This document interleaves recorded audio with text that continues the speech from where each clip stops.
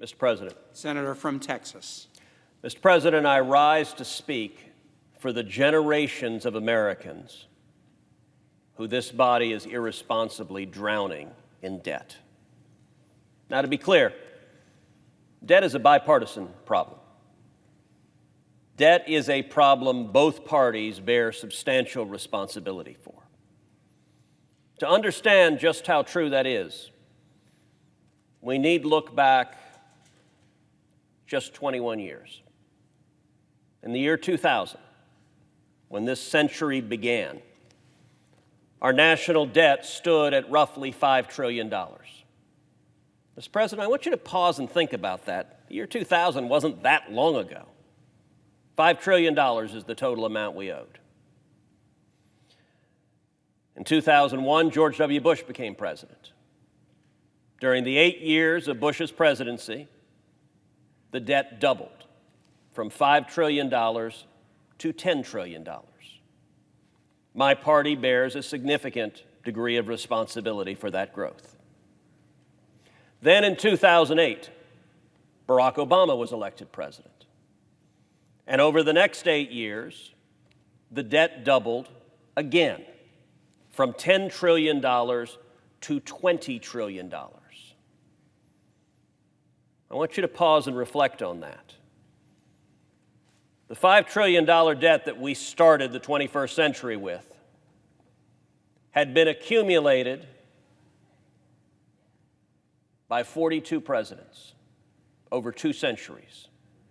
And then 2 presidents over 16 years, one a Republican and one a Democrat, took our debt and increased it by 300%, quadrupled the nation's debt in 16 years. As we stand here today, in 2021, some 9 months into the Joe Biden presidency, the debt is roughly $29 trillion. My home state, the great state of Texas, has roughly 29 million residents. That means the national debt is $1 million for every man, woman, and child in the state of Texas. That is reckless and irresponsible. Now, my Democratic colleagues point out that Republicans spent too much during the Trump presidency. I agree. Much of that spending I voted against. And I would note last year was an extraordinary year with a pandemic unlike anything any of us have ever seen in our lives. I wish Republicans had been better at exercising fiscal responsibility when we had control of the White House and both houses of Congress. The unfortunate reality in this body, though, is that when you have a multi-trillion-dollar spending bill, you can usually count on the votes of every single Democrat and about half the Republicans. And so on spending bill after spending bill, we see 75 to 80 senators coming together, usually all the Democrats and half the Republicans. And there are about 20 of us who try to say, why are we bankrupting our kids and grandkids? Why are we digging the hole deeper and deeper and deeper? But that is, at least right now, a minority view in this body. But the fact that my party bears significant responsibility for the debt we have today is not to draw an equivalency between what's happened in the past and what is happening right now. Because, Mr. President, what Senate Democrats, what House Democrats, and what President Biden are doing now has no precedent in our nation's history. It is an order of magnitude different. Senate Democrats, House Democrats, and President Biden, if the spending proposals they have put forth pass, within a 12-month period, they will have spent $9.5 trillion. One of the problems people have at home is understanding big numbers. a million, a billion, a trillion. They've all got an illion in them. It's hard to tell the difference. That just sounds like a lot of money. Well, let's put $9.5 trillion in context. $9.5 trillion is more than twice what the United States spent to win World War II.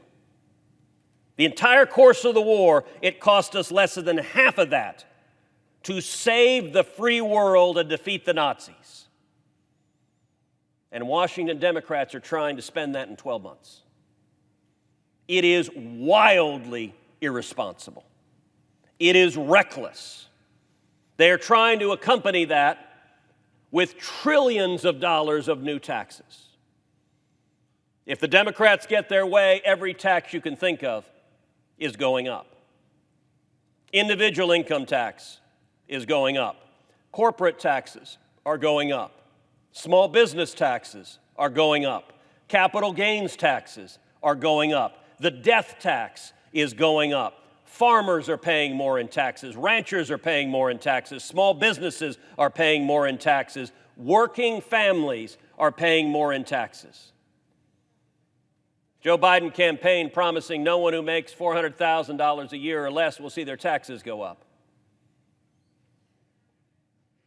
That statement was a flat-out falsehood. And by the way, look, I recognize Joe Biden and I are of a different party, so maybe you're inclined not to credit me with my assessment of the truth or falsity of President Biden's promise. Well, if you don't take my word for it, take the Joint Committee on Taxation's word for it that analyzed the Democrats' tax program and found for roughly 80% of Americans, taxes either stayed the same or go up. That it's cutting taxes for a very small portion of Americans. It's raising taxes on people with incomes as low as $40,000 a year. By the way, it's also worth noting, part of the Democratic talking points is that the deficit is driven by the 2017 tax cut. Those are good partisan talking points. Those will get a round of applause in any Democratic gathering. Although I say that with all candor, Mr. President, I haven't been to very many Democratic gatherings. But I feel confident that is accurate, that Democrats like, yes, too many tax cuts. Before you're inclined just to believe that political rhetoric, however, you might at least pause to look at the facts, to look at the numbers. And the facts and numbers show that after we passed the 2017 tax cuts, cutting taxes on working families across this country, that we saw record prosperity, we saw the lowest unemployment in 50 years, we saw the lowest African American unemployment ever recorded, we saw the lowest Hispanic unemployment ever recorded, and we saw federal tax revenues go up. So the next time you hear a Democrat say the debt comes from the tax cut, it just ain't so. The next year, the Treasury got more money in taxes than it had the year before. So the Democratic narrative about tax cuts driving the debt is, to borrow a term from the current president, malarkey. The debt that we are facing as a result of this wild spending spree is going up and up and up. And one of the consequences of that spending and that debt is we are seeing an inflation bomb going off in this country. Now, for younger Americans, inflation may not sound very real. Inflation's not something we've lived with in recent times. We've been in this sort of weird holiday from economic history, with inflation being very, very low. But Mr. President, you and I are both old enough to remember the 1970s. We're both old enough to remember double-digit inflation, 21% interest rates. Inflation is a cruel tax, and it's a tax on everybody, but it's particularly cruel on the most vulnerable. You know who gets hammered with inflation? Senior citizens. Seniors who spent their whole lives saving. And they suddenly see the values of their savings going down and down and down because Washington politicians are devaluing their money. Seniors who are on a fixed income get the same amount of money each month, but suddenly the cost of everything goes up. Right now today, all across this country, in Texas, in Virginia, and in every other state, prices are going up. The cost of gasoline has skyrocketed as a direct result of Joe Biden and the Democrats' policies. The cost of food is going up. The cost of rent is going up. The cost of lumber is going up. The cost of homes is going up. According to the chief economist at Moody's Analytics, for households earning the U.S. median annual income, which is about $70,000 a year, the current inflation rate has forced them to spend another $175 a month in food and fuel and housing. That works out to $2,100 a year. So each month, if your family is at the median income level in the United States, the Democrat inflation tax is about $175 a month. And that's before their massive tax rates kick in. And that's before this body passes the Bernie Sanders socialist budget. It's worth noting just how radical these Democrats are. President Biden is in the White House, that's true. But in the Senate, Senate Democrats have the slimmest majority possible. This is a 50-50 body. It is only by virtue of the vice president's tie-breaking vote that they have any majority at all. And yet Democrats have interpreted this incredibly close election as a mandate to radically transform this country. Joe Biden didn't campaign on that. Joe Biden campaigned as a nice, happy, centrist moderate. No more mean tweets, nothing to scare you at home. We're just going to return to the halcyon days of yesteryear. 5 years ago, well, let's go back even further than that. 9 years ago, Mr. President, when you and I were both elected to the Senate, we arrived here at the exact same time. 9 years ago, there was exactly one socialist in this body that admitted he was a socialist. That was Bernie Sanders. If you ask Senator Sanders, he would say, I'm a socialist. I'm not a Democrat. I'm running as a socialist. And most of the Democrats in this body would say, no, that's not me. I'm not a socialist like him. That was a fringe view. Even in the 2020 election, Joe Biden, when he was running in a primary against Bernie Sanders, said, no, I'm not a socialist. Well, today, Bernie Sanders is the chairman of the Budget Committee. We are in the midst of debating passing the Bernie Sanders socialist budget, $5.5 trillion. That's radical. That is extreme. And I think our Democratic colleagues are too scared of the left flank in their own party to dare stand up to it. Now, in addition to the reckless spending, to the reckless taxes they're trying to ram through, to the massive debt they're trying to ram through, we also have a radical agenda across the country, including on our southern border, where we are facing a crisis on our southern border. Over 2 million people are expected to cross illegally this year.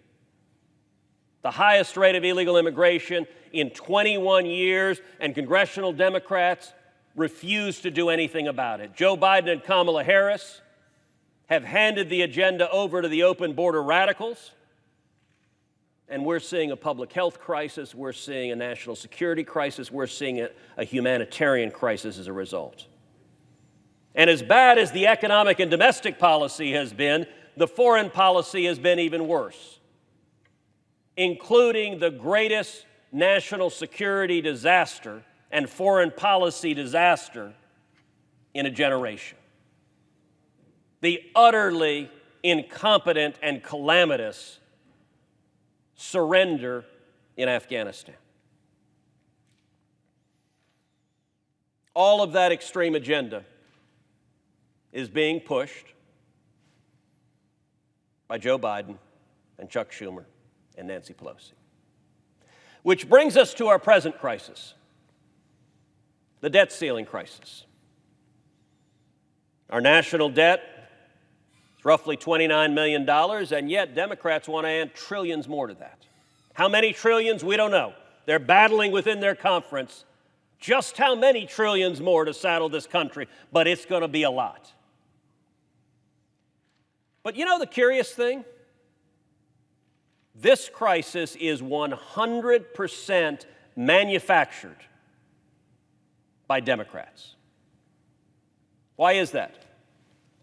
Because for the entirety of this Congress, Democrats have had complete 100% power to raise the debt ceiling anytime they wanted. How is that? Well, ordinarily in this body, the way legislation moves, it needs 60 votes to move. It's called the legislative filibuster. But there's an exception to that, and it's a big exception. It's called budget reconciliation. It comes from the Budget Act of 1974. Under budget reconciliation, you only need 50 votes, not 60 votes. It's the biggest exception that exists to the filibuster rule. Democrats, unfortunately, have 50 votes in this body. They have a majority in the House, and they have the White House. That means Democrats using budget reconciliation, and it is clear, by the way, that you can raise the debt ceiling using budget reconciliation. Democrats could have raised the debt ceiling in January. They didn't. They could have raised the debt ceiling in February. They didn't. They could have raised it in March or April or May or June, July, August, September. They didn't. We're in October.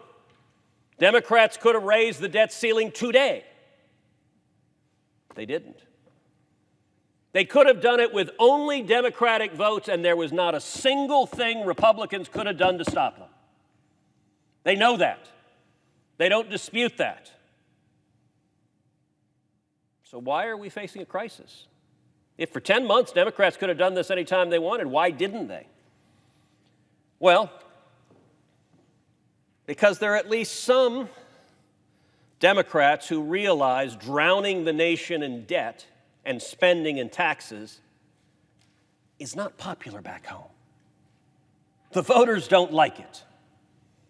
And so instead, Majority Leader Schumer has not once, not twice, 3 times tried to move a legislative vehicle to raise the debt ceiling that requires 60 votes. He didn't have to do it. He could have done it using reconciliation, using only Democratic votes. He had total power to do that. But he didn't want to do that. He wanted to use it to move it forward in a way that required at least 10 Republicans to join with him. Why? There is one and only one reason for this. Mr. President, I would challenge any Senate Democrats to ask Majority Leader Schumer if there's any other reason he proffered for not doing what he could have done at any time, day or night. The only reason is to obscure accountability. The only reason is to blame some of that debt on Republicans so that Senate Democrats could claim, hey, both parties did it. What the Democrats are doing right now is unprecedented. It is radical. And they know it and they're scared of it. So what are we seeing instead? We're seeing Chuck Schumer tell the American people we're on the verge of a default. We're seeing Joe Biden threaten that the United States will default on our debt. We're seeing the Treasury Secretary threaten that the United States will default on our debt. Joe Biden's threats to default on the debt are wildly reckless and irresponsible. Let me be clear so that no one is confused. The United States should never, ever, ever default on our debt. Period. All 100 senators in this chamber agree with that. There is not a single senator in either party who believes the United States should default on our debt. Why does Joe Biden go on national television and threaten a default on the debt when he could have raised the debt ceiling any time he wanted? Because he's playing a game of political brinksmanship, threatening a calamitous result on the American economy because he wants to browbeat Republicans into serving as a smokescreen to help hide the responsibility Democrats pay for their massive spending and debt. And I got to say, for the last several months, I was proud of my party. Republicans were united. We were standing together. We were standing as one. And every single Republican, all 50 Republicans, were telling anyone that would listen, we will not participate in raising the debt ceiling. If the Democrats are going to raise trillion in spending, they need to raise the debt ceiling and own the debt that their reckless spending is producing. Our party was completely united. The Republican leader and he and I have had significant disagreements over the years. But on this question, we were in exactly the same place. We were saying exactly the same thing. Our conference has a wide range of views, from conservatives to moderates to libertarians. All 50 of us were on the same page. The Democrats have the power to raise the debt ceiling on their own. They are engaged in wildly reckless spending. And if they're going to do that, they need to be the ones to vote for this debt. We were united for 2 months. Indeed, 46 of us signed a letter to Chuck Schumer, I think 2 months ago, making clear what our position was. I helped write that letter. It was not a fringe position of a couple of members of the conference. We got 46 out of 50 Republican senators to sign it. So Schumer knew, Pelosi knew, Biden knew. But they chose to engage in reckless brinksmanship. Now, I believe the end result of this game of chicken was clear. That Democratic leader Schumer was on a path to surrender, was on a path to doing what he should have done a week ago or 2 weeks ago or 3 weeks ago or a month ago or 2 months ago, which is moving a reconciliation bill and raising the debt ceiling. And I can tell you there were Democratic senators, multiple Democratic senators coming to me, coming to other members of my party, saying, okay, how much time would it take to move a reconciliation bill? Can we get it done in time for the October 18th date that the Treasury Secretary has laid out? And to a person, Republicans answered, yes, there's plenty of time under the rules of reconciliation to move forward. There's no barrier. You have all the time you need. I believe Democratic leader Schumer was on the verge of surrendering. And then, unfortunately, yesterday, Republicans blinked. I think that was a mistake. I think that was the wrong decision. Now, I'll tell you the reason Republican leadership made that decision to blink was because Senate Democrats threatened to nuke the filibuster, to eliminate the filibuster. I don't know if that threat was real. I don't know if they would have carried through on it or not. But I understand why Republican leadership blinked. Ending the filibuster would enable Democrats to pass an even more radical agenda than the one they're doing right now. It would enable Democrats to pass things that would profoundly alter this nation, perhaps irreparably.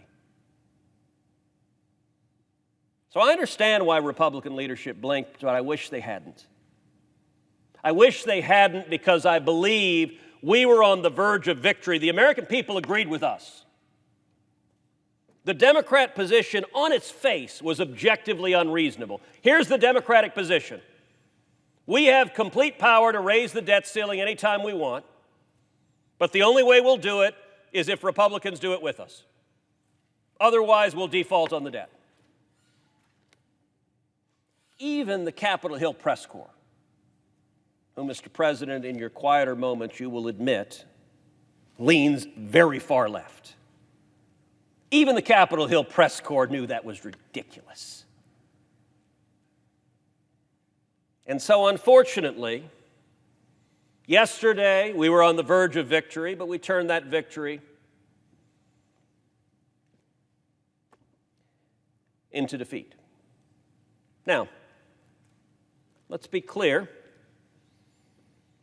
what the order of magnitude of this defeat is. We are soon going to vote on moving to take up the debt ceiling.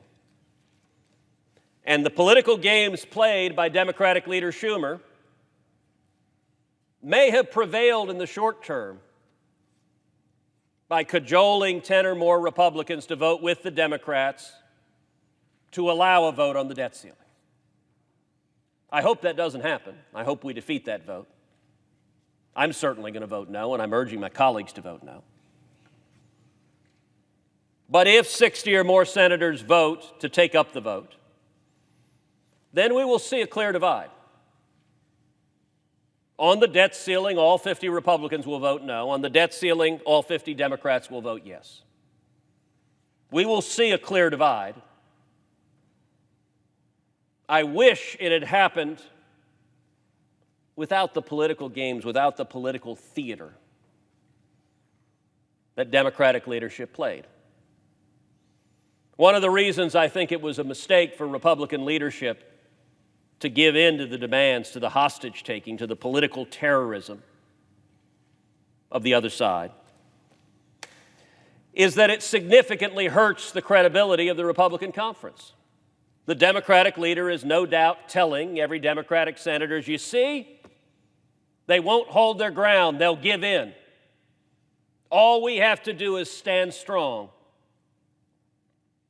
and they won't stand and fight against us. Now, I hope that proves nothing more than hot air. I hope that proves a bad estimation of what Republican senators will do. I can tell you this conference remains absolutely united that the Bernie Sanders socialist budget of $5.5 trillion with trillions in taxes is wildly and recklessly irresponsible and would do massive damage to this country. I hope and believe we'll stay united on that. But we could have stayed united on the debt ceiling as well. We could have stayed united in making clear that the Democrats had every ability to do this on their own. But sometimes in a poker game, a bluff wins the pot. In this case, to mix my metaphors, which would make my high school English teacher very angry, in the game of chicken, Chuck Schumer won this game of chicken. As two trucks drove towards each other on a country road, one or the other was going to turn, or you were going to have a lot of dead chickens. I wish Republicans hadn't blinked. We shouldn't have done that. But the strategic mistake by our leadership should not distract from the fundamental divide in this body. I don't know why it is that Democratic senators look at this last election, an unbelievably close election, and conclude there is no need for bipartisanship in the Senate. That their mandate is rammed through a radical and socialist agenda. And let me be clear, by the way, the first major bill Democrats took up was a $1.9 trillion spending bill, a so-called COVID relief bill. I say so-called COVID relief because only 9% of the bill was health care spending on COVID. It was a liberal wish list paying off special interests that support the Democrats. You know, Mr. President, you and I were both at Joe Biden's inauguration. We sat on the steps of the Capitol. We heard President Biden give what I thought was a pretty good speech. A speech about unity, a speech about coming together, a speech about healing. Sadly, that speech didn't even last the time it took for the words to be transmitted over the airwaves to the people listening at home. It would have been easy for President Biden and Democrats to pass a bipartisan COVID relief bill. Easy. There were Republicans eager to do so. And Mr. President, to show that that's not just empty posturing, that that's not just partisan language, last year, when we had a Republican majority in the Senate, we passed bipartisan COVID relief bills not once, not twice, not 3 times, not 4 times, 5 times. 5 times. When Republicans had the majority, we didn't ram through COVID relief bills that were hard partisan bills, but instead we worked together with the other side. When Joe Biden, who promised healing and unity, the first big bill he had, he made a choice. Do I want to honor what I said? Or do I want to give in to the angry socialist left? And he rammed through a bill, a $1.9 trillion spending bill, that in the House of Representatives got 0 Republican votes, and in the Senate got 0 Republican votes. And I got to tell you, Senate Democrats didn't want a Republican vote. There wasn't even a minute of discussion, of negotiation. There wasn't an attempt to make it bipartisan. It was, we have the power by the narrowest margin, and we're going to abuse that power. And sadly, it hasn't changed. It has continued. This Bernie Sanders socialist budget, $5.5 trillion, is reckless and partisan, and it will get 0 Republican votes in the House. It will get 0 Republican votes in the Senate.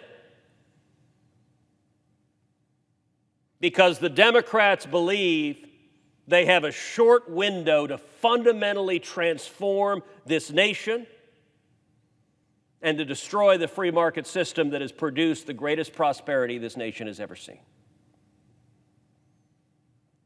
This is tragic.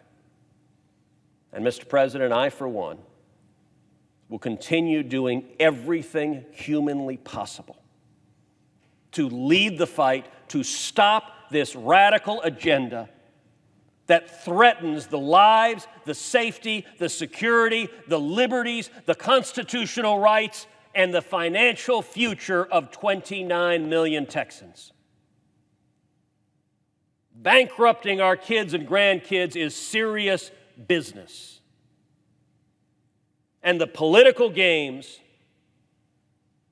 from the Democrats are meant to distract from that. And let me note finally, there is legislation I have supported all 9 years I've served in this body.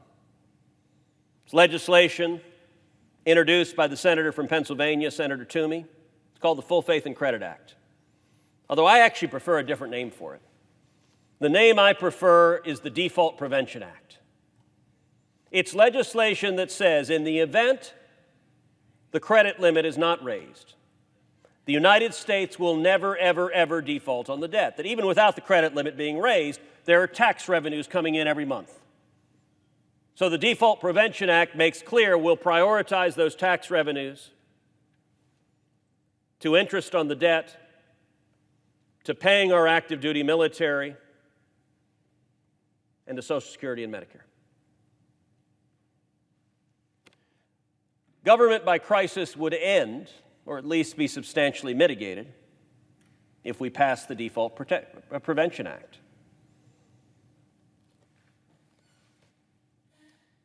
Earlier today, I was on a radio program, Sean Hannity's radio program, where he played an interesting clip of Democrats all talking about debt ceiling denial or default denial. And I will commend the other party. One of the things the Democrats do really well is message discipline. When they come up with talking points, it is remarkable. Every Democrat in these United States of America, from Joe Biden down to the county dog catcher, they repeat the exact same words. So Sean Hannity played a whole series of just clips of Democrats using the identical talking points. Debt ceiling denial, default denial.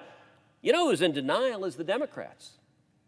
They're in denial that the debt ceiling exists. They're in denial of the $29 trillion that's bankrupting our kids and grandkids. And they like these crises. Why do I know they like these crises? Because they don't want to pass the Default Prevention Act. If the Democratic senators who give speeches about how bad a default would be, if they actually believed that, we could come together today and we could ensure the citizens of Texas, citizens of Virginia, the citizens of Utah, that there will never, ever, ever be a default of our debt. But if we did that, it would mean that Senator Schumer and Nancy Pelosi and President Biden couldn't engage in the kind of theatrics, the kind of reckless brinksmanship that we've seen over the last several weeks. That would jeopardize their radical agenda. I hope and pray that this body, the Senate, serves as the last bulwark to stop the radical socialist agenda that Washington Democrats are trying to ram through. I yield the floor.